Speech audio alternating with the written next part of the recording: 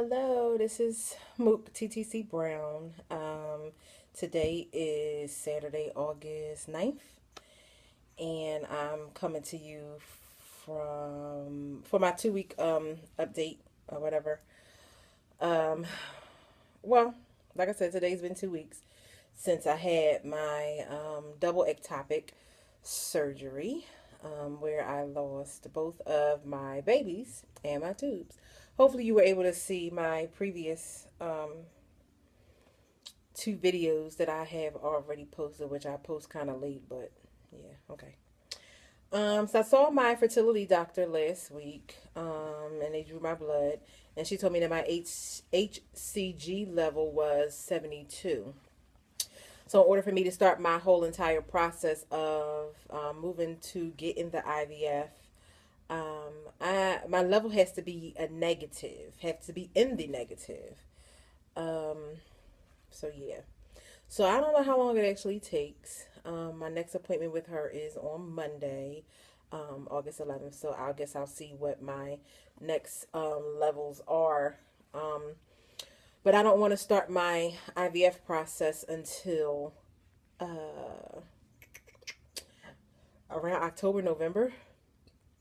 So I'm hoping that I'll have enough money saved and raised because I have a GoFundMe out there, but you know, whatever. I'm hoping that I have enough money out there to actually try at least the mini IVF because the mini IVF is $5,000. A lot of people said the mini IVF is not as great as the full regular IVF, in vitro fertilization.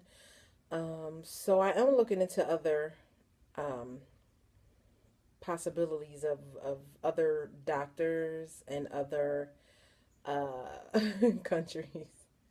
So I had a conversation with my fiance, and I told her in the groups that I'm in many, many, many groups on Facebook, and one girl actually posted, does it get easier as time go on?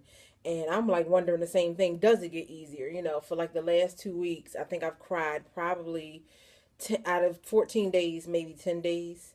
So some days I don't really cry as much. I do think about it a lot. I've had multiple conversations with various different people, friends, family, people who don't even know me but have different experiences.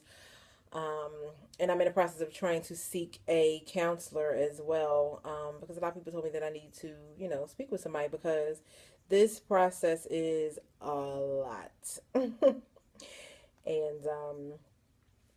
like I said, on that day, I wanted to jump off a building. I don't feel that way now because I know that I have a long life ahead of me. And maybe God will bless me with a baby or twins or triplets.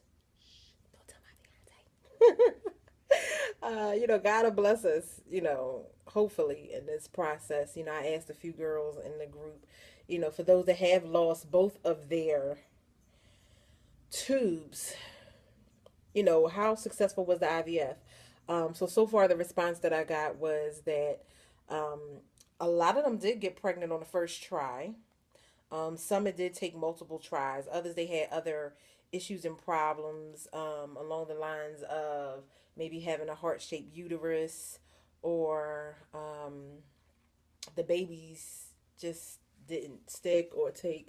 I'm just coming in the house, y'all. Don't pay me no mind. It's hot. Some of the babies they didn't stick.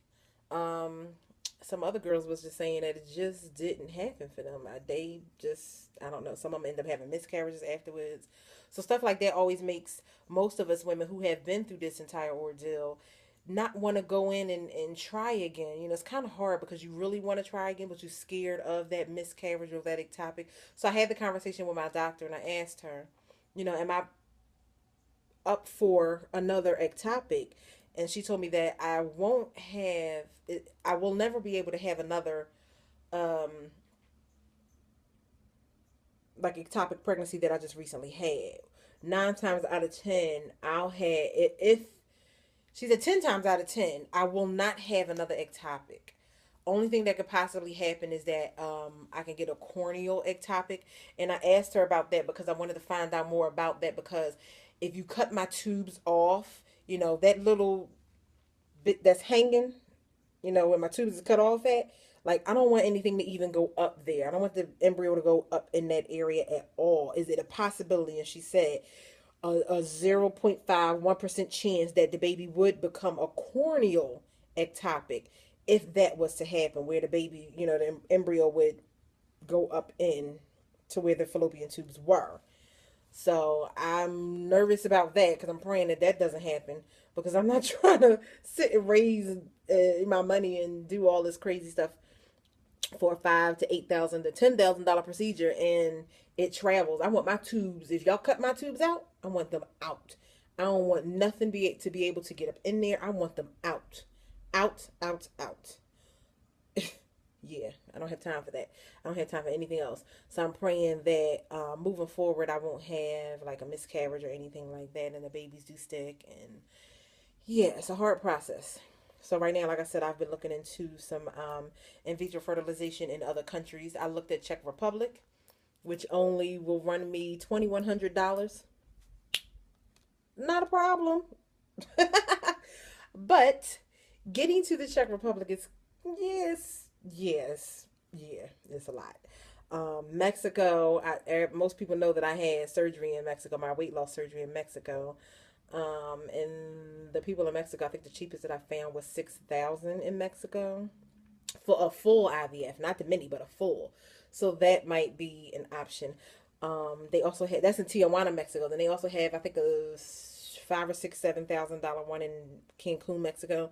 The difference in the two Mexico ones is Tijuana wants you to stay for 9 days. Cancun, Mexico wants you to stay for 18 days.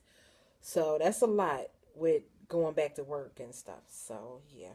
So those are our things that we're looking at now, is moving on to IVF and just raising the money. So right now we're trying to do a GoFundMe and pray that people will donate to our GoFundMe. Hopefully, I'm gonna try to see if I can post a link for those who might want to. You never know. Some people want to help, some people don't. But I will get back to you. I guess in another however many days. I thank everybody for watching. Right now, I don't have that many followers because I don't have this out there that much in public and stuff. So I guess I have to go in and subscribe to people and stuff too. And people will subscribe and watch me. I know how the whole thing works.